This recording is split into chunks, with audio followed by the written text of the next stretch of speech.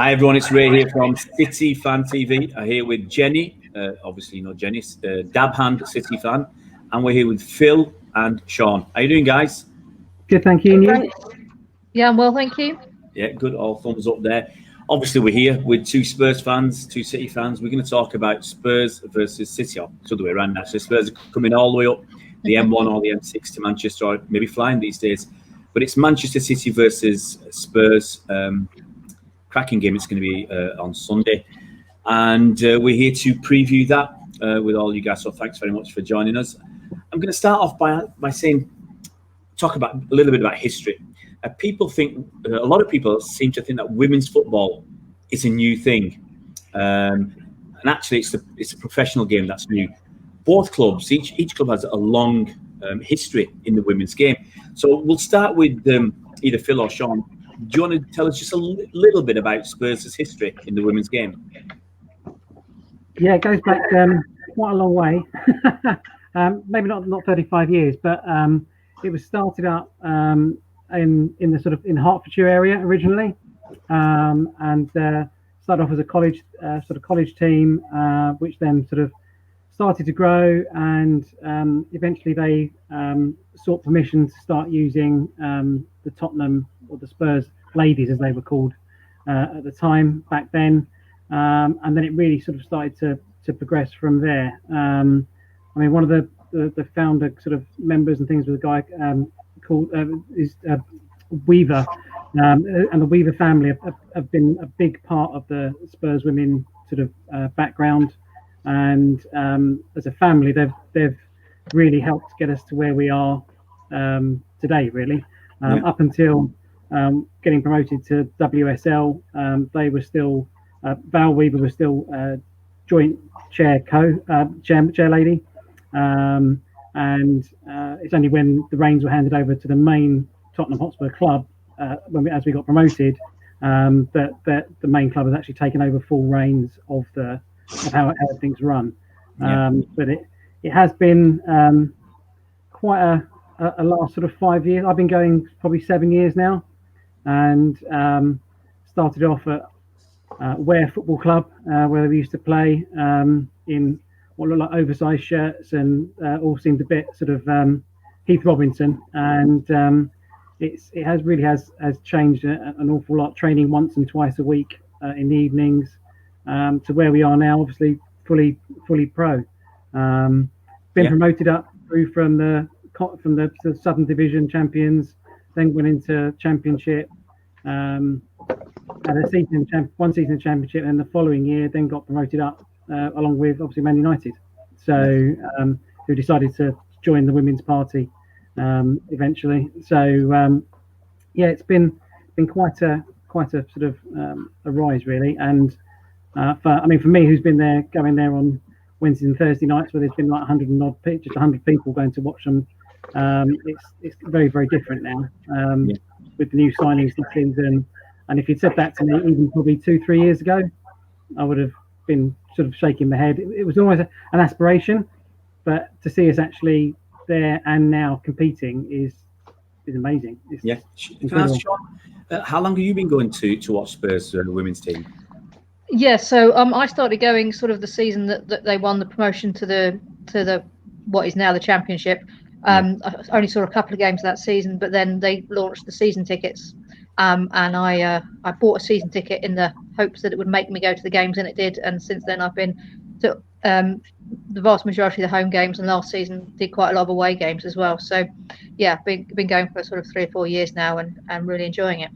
Yeah, fantastic. And Jenny, what about you? I mean, you've been supporting City's women's team for a while now, and can you give a little bit of the history of Man City women's? Yeah, well, they were started by Neil Mather in the 80s.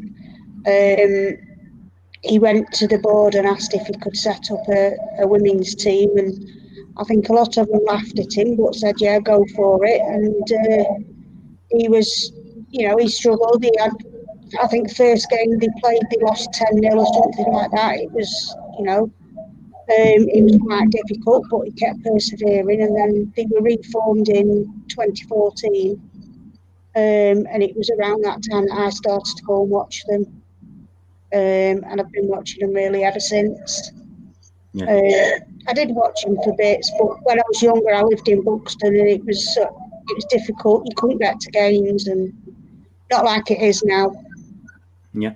I'm going to ask you, how did you get into women's football? Because, it's always unusual sometimes to see men. I was speaking to an analyst a couple of weeks ago, and he's a young man in North Africa, and he analyzes women's football. And I thought, wow, how did you get into that? So I think that's just a quick question for everybody. How did you get into? I'll start with Phil again. How did you get into watching and following women's football? It was what first got me in there was I've got not a younger daughter now, but at the time she was sort of I think 8, 9, something like that. And in the main Spurs men's program, there was an advert for a fun day at one of the ladies' matches where Ledley King was going to make an appearance at Ware Football Club, and it was against Charlton. And I'll be really honest, the first thing that made the draw for me was the chance to meet Ledley King. That was the sort of what I would think is a smaller environment, and so my daughter wanted to come with me as well. And the thing that got me into it really once we were there was the fact that it was so friendly, and you could chat to the players. They came and have photos taken with you, with her, and she absolutely loved it. And then she started asking me to follow people on Twitter and find out who they were and all that kind of stuff. And once I got that sort of bug and she wanted to go, we sort of it was a father-daughter kind of thing to do, and we started going, and then we've been going ever since. Fantastic. What about you, Sean? Well, I've been a fan of the men's game since I was a kid, and wanted to get into the women's game, but hadn't at that point, the Spurs women were not up towards the top of the leagues, and I couldn't quite bring myself to support anybody else. And then I as I say, I got to a couple of games that one season, and then got the season ticket and haven't looked back. It's been really great to see the women's team, doing so well, and us being able to support them at an elite level like we do the men.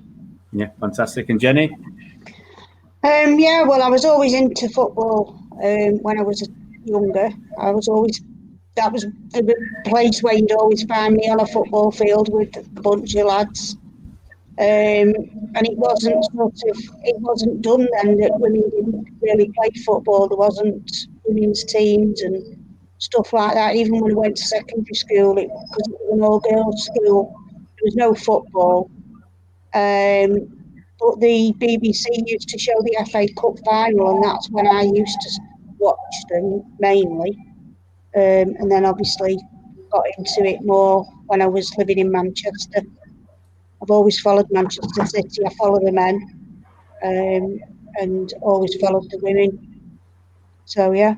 Yeah, fantastic. I'm going to ask you about the women's game in general, because obviously there has been an explosion in participation, following, watching, especially on TV, and actually going to games now, especially after the 2019 World Cup in France. And last season, the Women's Super League seemed to take another step forward, and this season it feels like it's gone mad this summer with all this influx of returning superstars from abroad. English players who've come back. I mean, obviously City have got some, and the American stars that are coming in, and then stars coming over from Germany, and I think Spain as well. It's crazy. So, I mean, I'll ask you, all of you, how excited are you about the Women's Super League right now? And do you think it's either the best in the world now, or it'll very soon be the best in the world? If I go first, that's all right. I think the influx is brilliant. I think that it raises the profile. You look at someone like Alex Morgan's got more followers than on social media than Harry Kane and the club, the main club. So it just shows you what kind of profile those players bring. I mean, even our Twitter following has gone up quite considerably since Alex's arrival, and that just tells you where we're heading. I think we can probably trace a lot of it back to even the previous World Cup in North America. That we did really, really well with there as a nation. That really, the timings of obviously the matches didn't really help because of the time difference, and then that was really cemented last year with the World Cup being sort of relatively local and accessible. It means they can be on prime time TV, and then with I think the deal with Barclays has been really important as well, especially as it's a Premier League sponsor too. So from that side of things, I think that means that it adds kudos to the league, and I don't think we would have attracted the sort of players that you've mentioned from the US and the more traditional stronger leagues in Germany and France and places like that. They wouldn't have come to this league. Interestingly, Alex Morgan was I think it was in the Guardian. She was interviewed with. It may be another, but it was one of the written press, and she was talking about when the US came to train at Hotspur Way last year, and how impressed she was with the training facilities that we had. And I think that's probably helped a lot of the US team realise that UK women's football is taken really seriously now and is right up there. So so from that perspective, I think that it can only be a good thing. Yeah. Do you want to add something, John? Yeah. I mean, I think it's great. I mean, I think obviously the situation with the American leagues helped us because they've not got games, so the players are looking for places where they're going to get game time. So that's really helped us. But it has been us that they've come to. I think there's a lot of scope. I mean, I still think what will mark us out as a great league is when there's less of a gap between the top three and the rest, and we're getting there. But I certainly think that, as the lower teams start to improve, that's going to really be the key to making us the greatest league, and hopefully we can continue. And it is a question of what happens after this season for me, because we've it's all conflated for us with the situation in the American League and things to help us. Can we push on next season as a league and continue to grow in that way and continue to attract those big names? Absolutely. Jenny?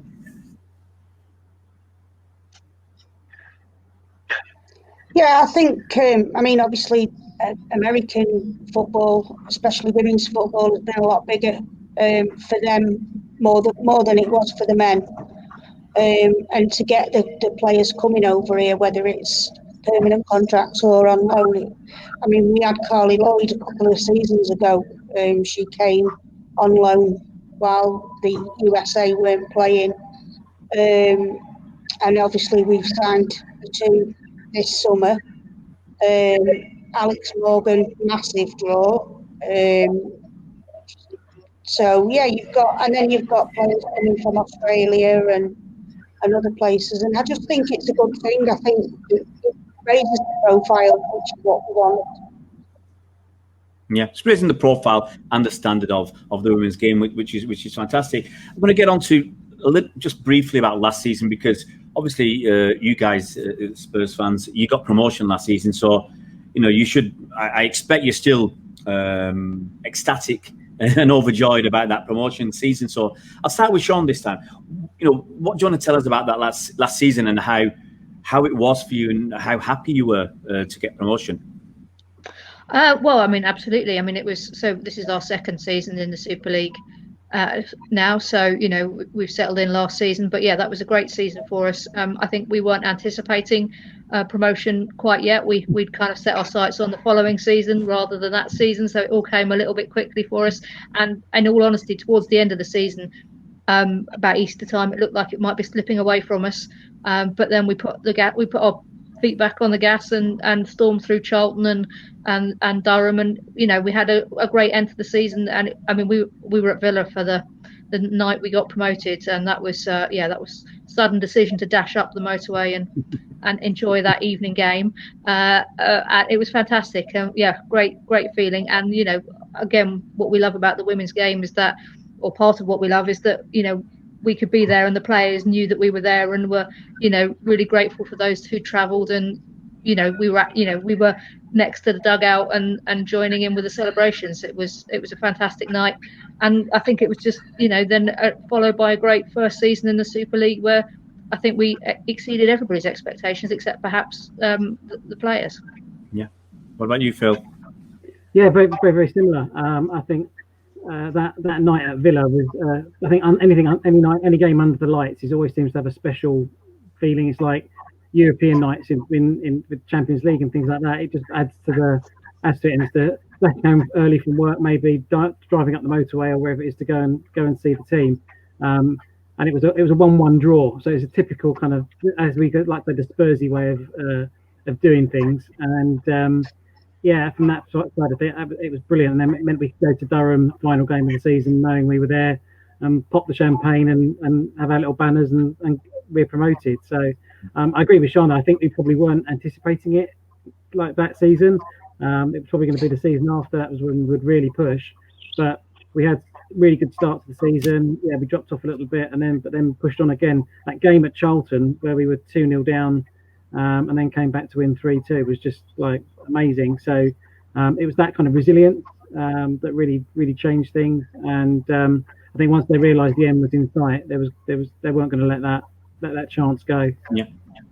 I'll move on to Jen and ask about the summer signings. Obviously, City made 5 major signings this summer.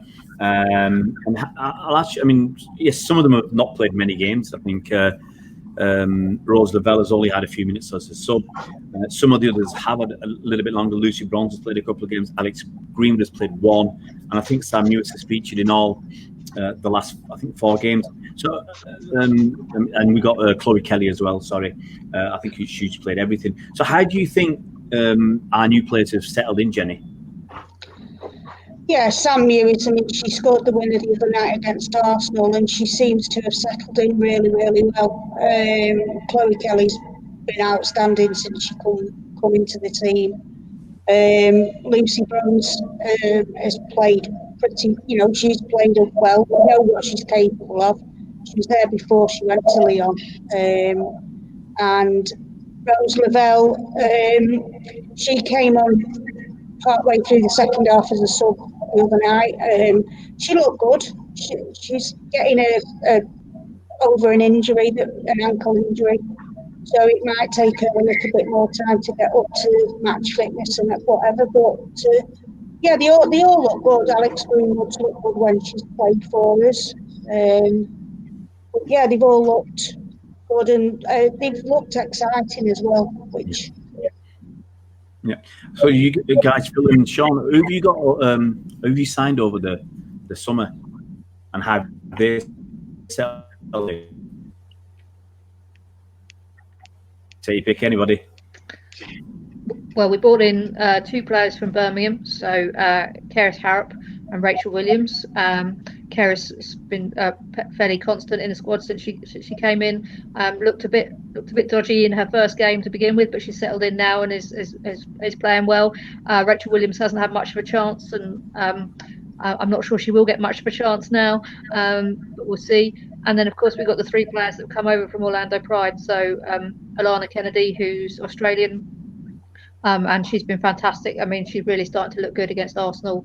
Was really impressive in moments. Then Shalina Zadorsky, who's again been pretty solid at centre back and played quite a lot of time. And then of course we've got Alex Morgan, who we haven't seen yet, but maybe we'll see her from the bench tomorrow.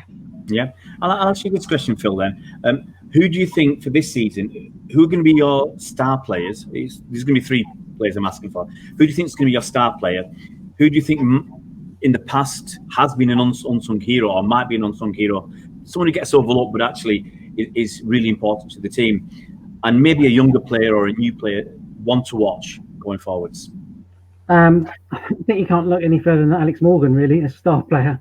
I mean, I know she hasn't kicked a ball yet, but I think even someone of her quality, I mean, she hasn't played for a year because of the birth of her baby, Charlie. So it's going to take a little while, and I think there were a lot of people that may be a little bit frustrated with the FA Cup game where she didn't get a run out. But I think the 2 goals in particular came so quickly that it was almost kind of like, well, maybe we're not going to win it, and we don't want to push it. But I think someone's going to have to go a lot to eclipse Alex Morgan. The amount of chat on the BBC at the FA Cup game is all about Alex Morgan, half time, before, after, all that kind of stuff. So I think she's going to be that level.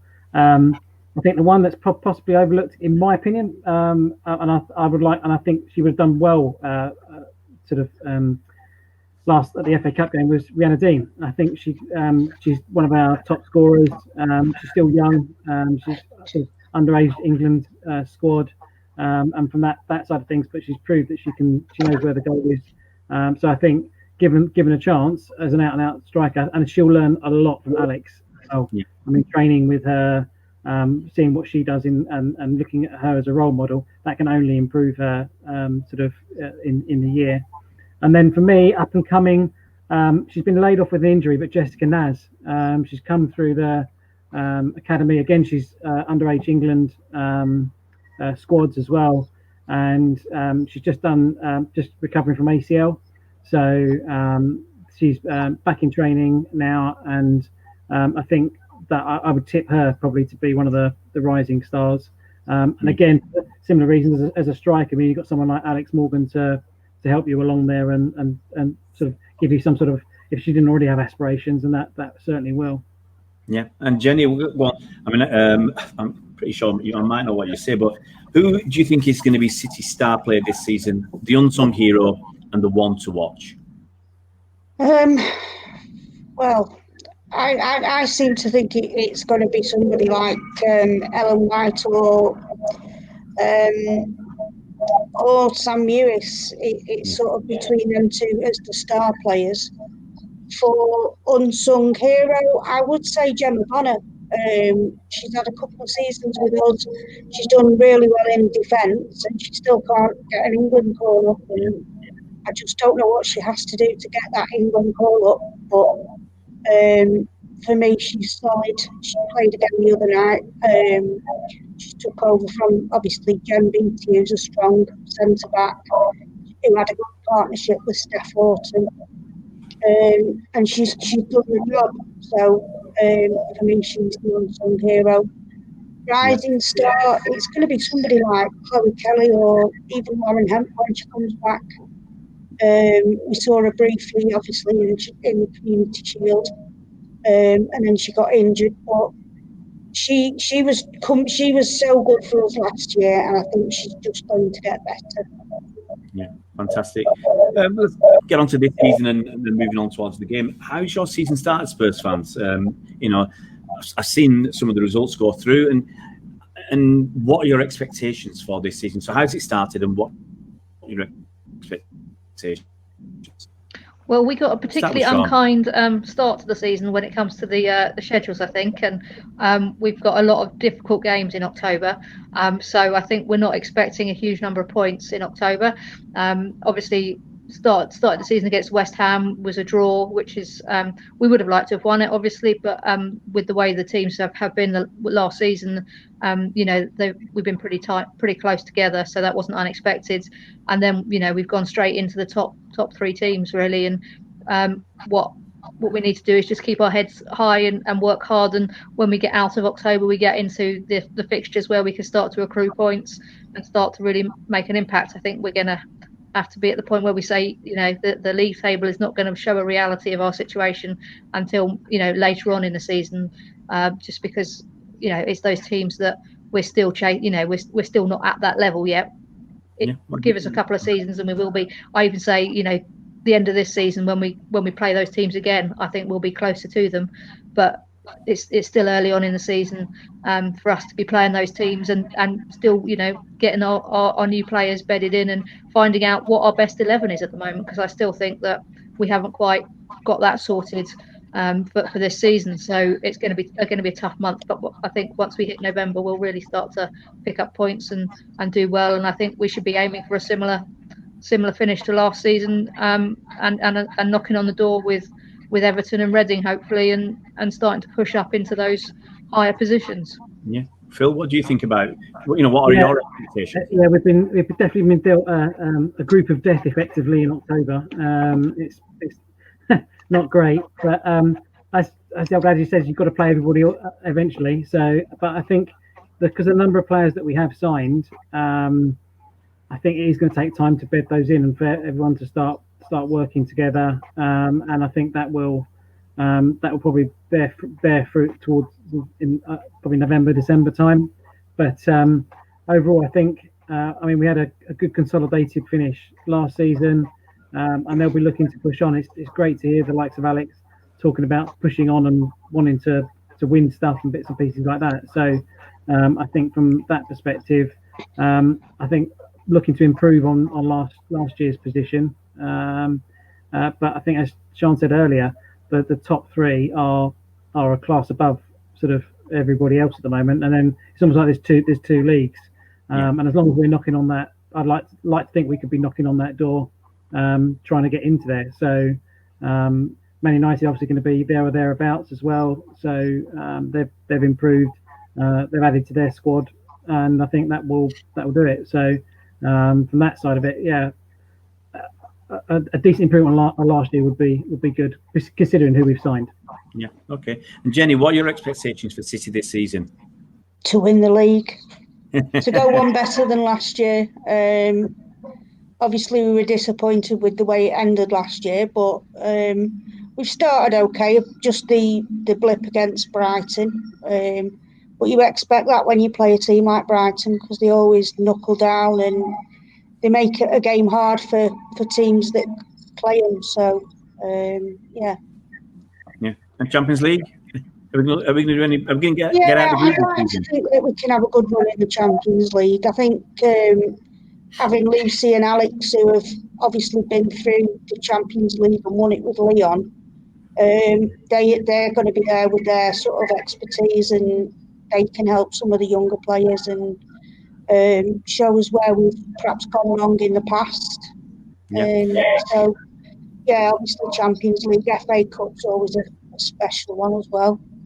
Yeah, obviously we're playing. That actually rolls on to my next question, because on Thursday night, all these games are thick and fast, and it's hard to remember what days the games are on. Thursday night, City played in the FA Cup semi-final against Arsenal. I just want to ask the Spurs fans, obviously, I know you're glad we beat Arsenal. I mean, that goes without saying. But did you watch the game, and what were your thoughts on City? And that kind of rolls into what you think will happen when you guys play us tomorrow. I don't know about Phil. I didn't watch it because we had another game going on in the men's game that was Europa League. So we were. But I mean, I think from point of view of tomorrow, I mean, traditionally Spurs seem to do a good 60 minutes against the big clubs and then let it go. And City was the only team really where it was the first half that we were disappointing last season. We only got to play you once, of course. So I think what we're looking for is to push on from that performance against Arsenal. You know, we know we can play for 70 minutes really well. Now we need to take that to 80, 90 minutes of solid play and not do what we seem to do, which is to let one goal in and then let lots in at the end of the game. So, yeah, that's what I'm hoping for is, you know, a solid display and see how far we can push it but just not concede as many as we did in the first half against you last time. What about you, Phil?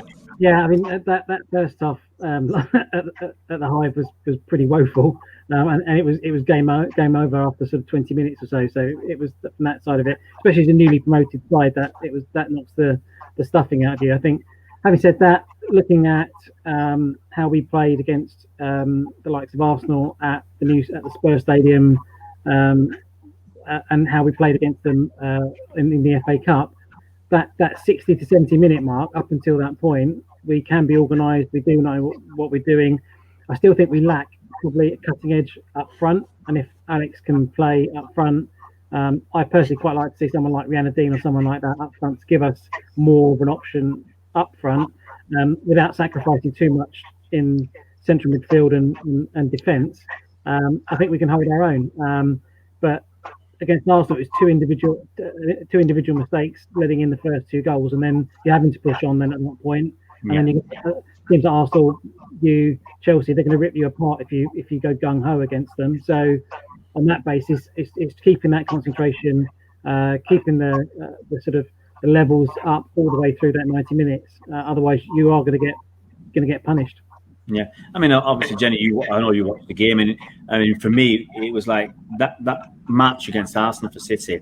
The first half was some of the most brilliant football I've seen from City this season, and that includes the men's team. And, it was a wonderful performance. The second half was an exceptional defensive and resilient performance to keep Arsenal out, because let's be honest, we were under a lot of pressure. So what did you think about that game? Yeah, I mean, that first half, it's what we know City can play like when they all click. And we've not seen it so far this season. I don't know whether it's down to fitness or just getting used to playing again. But they've not looked comfortable for most of the match in the games that they played. But like you say, the other night they started amazing, and they showed what they can do. So yeah, and then the second half, obviously, it was a defensive. We were defended a lot more, and I think that's only down to the fact that Arsenal maybe got a bit of a rollicking at half time. I don't know, and came out with all guns blazing, but we stood our ground and we got through. Yeah, fantastic. I'm going to ask you guys last couple of things. Let's start off with the score prediction. So I'll go to Sean first for a score prediction for tomorrow. I'm going to go 2-1 City with the progression that we've made, and hope that it's nice and close, and we can run you close for the first time. Okay, Phil. Yeah, similar. I mean, we're not. I mean, last season one of the things, we weren't prolific goal scorers, so we're not going to be. I can't see us going to be scoring a hatful of goals. So I would probably agree 2-1 is probably, and I think if we can hold you to that, if it was still one goal in it, or sort of up until 80 minutes, so that would be, I think, a good result. I think we've got a bit. Spurs fans are generally quite realistic. We're not, but I think we want to give a good account of ourselves, give you guys a good workout. Make you work hard, not give it to you, and just make you earn it. That would help. That's what I don't want to do, is just give it away like we did with Arsenal. It was two individual mistakes. It's a house of cards collapse. Yeah. I don't want that. I want a solid performance that we can be proud of as well. Yeah, Jenny, do you think we'll carry on the way we've been going the last game against Arsenal? Do you think we'll continue that? Yeah, I think Gareth will have said to him that's how you need to play every game. That first half needs to be every game and for the full 90 minutes. I'm going to go 3-1 to City. Okay, fair enough. I'll go 2-0 City. I don't think we're going to. The way we're playing, I don't think we're going to thrash teams. I think you'll be up for it as well, and I think you'll be in probably for longer than the City fans will want you to be in it. But I think we'll probably have too much quality at the end. I think Sam Lewis, if she plays, and Caroline Weir, if they play the way they did against Arsenal, I think in midfield we'll have control, and I think that will help us through the game. The last thing I'm going to touch on is how you watch games now, because obviously we're all sat at home watching games. We generally can't go to the grounds. Are you watching it on the FA Player? Are you watching games when they're on the BBC? I mean, how do you get your fix of football? Yeah, I think for me, it's if it is on television, then that's obviously the preferred method. But yeah, FA Player is the only other way to do it, and I think it would be nice to do it in a group. I suppose a group watch along would be sort of quite nice at some point. Yeah, for me, it's just using the social media side of things. So I proudly like to do a pre-match. Sometimes we can do a pre-match thing. So that's something we can maybe do before a match. And then onto the iPlayer, hook it up to the TV, and watch it on there. Yeah. Okay, Sean. Yeah. I mean, I'm lucky. I've been able to go to the Hive for the first game of the season. I get press tickets for the Spurs games. Fingers crossed it continues. Working with Full Time Magazine, so I've been very privileged to actually be at the Hive games. Other than that, it's watching it on the television, the FA Player or the BBC, which the FA Cup was on. And as Proud Lily Whites, we often do like a Zoom call around the game. So we'll chat before the game and at half time, which is really nice to watch it with the people you would be watching it with, just not together. Yeah, I mean, I know for City, the official sports club, they do a Zoom watch along, which I've not taken part in, partly because I'm actually sat in France at the moment, so I have to watch it on a delay. Basically, I'm usually 1 or 2 minutes behind, so I'm reluctant to watch games with other people if they're jumping up and down or moaning, and I don't know what's happened because I'm watching it on my laptop or whatever, and it's just not the same. So, I mean, Jenny, you've taken part. So, what's it like watching with your mates, but not with your mates? It is actually really good fun. The first one we did was the Community Shield, and we weren't really sure how it was going to work, but obviously everybody had the tellies down, just one person had the telly up, and then we didn't have all different, because if people are watching it through terrestrial television, and then somebody's watching it through like satellite, there's that delay. So we just had one person with the telly turned up. We had one on Thursday night for the Arsenal game, but we all join in sort of beforehand, have a bit of a chat, maybe do a score prediction, chat at half time, and chat all through the game really. And it's great. The only thing missing is the fun.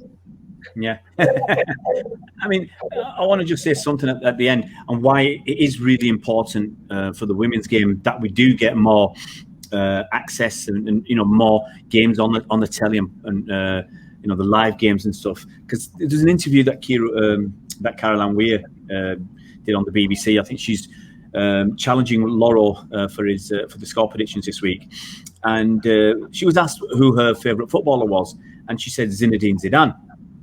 And I think what she said basically, she said I get asked that question a lot about who my favourite player was, and I'd love to say it was a female player, but it wasn't, because I didn't see them on TV and I didn't read about them. I didn't even know who they were. So to go from where it was when I was 5 or 6 to where it is now is brilliant. I think it's important for young girls and boys to see that women playing football is a normal thing, and for girls to see the pathways there for them if they want to be a professional footballer. So, yeah, as I said, I think it's really, really important. I don't know what you guys think. I think you probably echo what Caroline said. Completely. I mean, Sean and I are part of a steering group where we've actually just started having a dialogue directly with the main club, which is we have one meeting so far, which has been really good. And that's one of the things we raised, was that in the Spurs shop there needs to be shirts with the women's players' names on the back, so they get used to seeing them with having their own pictures up in the shop, that kind of thing. And there's nothing better than going to a game now, or when we used to go to a game, and you've got small girls walking around with Rihanna Dean's name on their back, or Jenna Scalacci, or whoever the player is, rather than coming with their Harry Kane ones or their whoever from Dele Alli type ones, and they're actually wearing the ladies' names on their back. So I think that's where it's going. It's going in the right direction, but we should all, I think, as supporters groups and things like that, we have to push that as well. Yeah, Sean. Yeah. I mean, it's great to see, and with the women's game being, that much more family friendly, actually coming to the games, it's really important that everybody sees. I mean, I've got a nephew, and he's football mad, but he'll come to the women's games with me, and then after Ash Neville scored a few headers in that Charlton game, and we were talking about that, he was then practicing his headers in the living room at home with me, and it's both ways. It's not just the girls who are going to be inspired by the women's football, it's the boys as well, and that's absolutely how it should be. It needs to work both ways, but the girls need to see themselves playing football to know that they can do it. You can achieve it if you don't see yourself doing it, because the women who play now have achieved it, but it's a lot easier to achieve it if you see the pathway and it's there for you. So it's really exciting, and it's really important now that we take it with both hands and make that progression from a community game to an elite game, and do it in the right way, so that we keep that friendliness, we keep that spirit that we have in the women's game at the moment, but we take it to the next level, and in terms of professionalism and media coverage. Yeah, Jenny? Yeah, I totally agree. I just think the media coverage it's getting better, but it's not there yet. I mean, you watch things like the local news reports. One channel will have sort of talk about the Manchester City women, But then if you put the other channel on, there's absolutely no mention. So it still needs to be better. There's still work to be done, but I think now the FA are starting to get a little bit more involved, because I think they're now starting to see that perhaps women's football is going to be something that will be in place for a long time. It is going to get better. It has to get better. We've seen what it's done. When players started at Manchester City, they were working part-time and having to train and play around a normal everyday job. Now, all the teams are professional in the WSL, and they can concentrate just purely on the football. So it has to be good. Yeah, I've got to say, finish off, my lads, one's 11, one's just turned 13. They prefer watching women's games or academy games than watching the men's games. They've been brought up on the men's game. All the time that my kids have been watching City, City been brilliant. And all they ever used to see was City score lots of goals when they used to go to home games. But now they actually prefer. How can I describe it? It's more inclusive, the women's game, than the men's, because it's not at the same level yet, where you can meet the players after the games, and that's something unheard of in the men's game now at City. You're hardly likely to even see them leaving the stadium.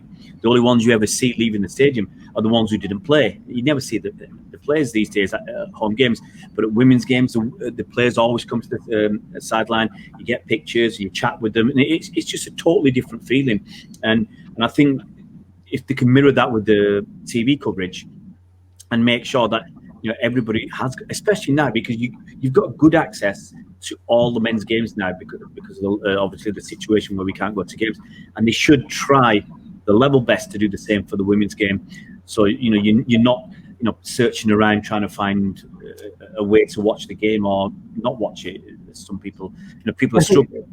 Because last year we couldn't have the FA Cup, or the FA Cup wasn't on, it wasn't on the FA Player.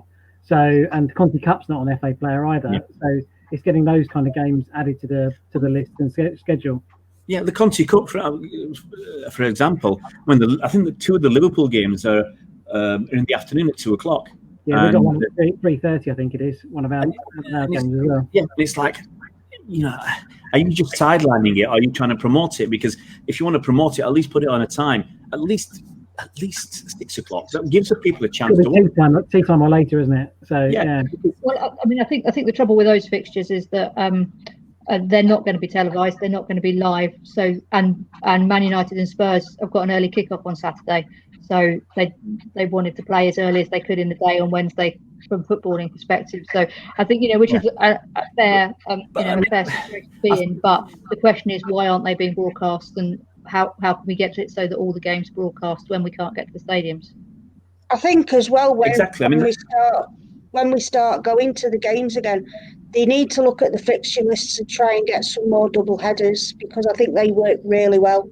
I think if you we did it against Chelsea, so the women played at sort of 2:00 in the afternoon and the men at 4:30, and then anybody that was going to the men's game could get a ticket for less money if they went to the women's game first. And I just think that they work well. And obviously when the first game of last season, when we played over at the Etihad, and I just think we got 32,000 around that day, and everybody was buzzing, everybody was talking about it. It was all over the press, and I think the press just need to get behind us more. Yeah, you're right, Jenny, because I struggled last season. If you got season cards for both, it's very hard. And the one example I gave was going to an away game at Norwich on a Saturday.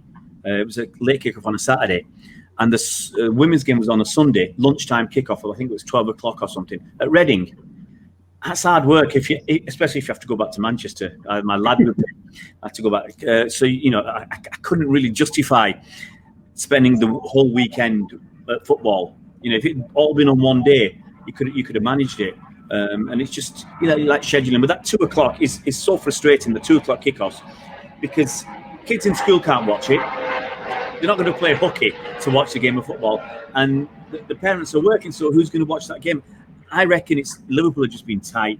They don't want to pay for the floodlights, and they put on the game in the afternoon. That's it. It's a bit like that game we had in the Conti Cup against, I think it was Reading. No, it was against Arsenal, but it was played at Reading, and it was 7 o'clock on a Thursday away. And you know, who from Manchester can realistically get down there for 7 o'clock? There's nobody if they finish work at 5 and school at 3:30. Yeah. Yeah. It just can't be done. So the fan numbers are limited based on some of the kick-off times. And the distance to the fan. I mean, and Conti Cup's not as well attended as the league games and the FA Cup anyway. So they should be looking for reasons to try and make it more accessible, not less accessible. Yeah. Well, let's finish on a positive note. It's going in the right direction, and I think that's the main thing. We might all agree that we'd like it to go faster, but as long as it's going in the right direction, it's a start, and hopefully it'll keep on improving. I could have said massive thanks, guys. I didn't think we'd be on for 45 minutes, but I hope everybody's had a good time and learned something, and obviously the people who watch will learn something too. So I'll go around the table and say thank you to Jenny. Thanks, Jenny. Very welcome. Thanks, Sean. Thanks, Mike. And thanks, Phil. Thanks for the invite. Yeah. Thanks, everybody. Hopefully it's just a good game and everybody comes home safe. Cheers now. Cheers.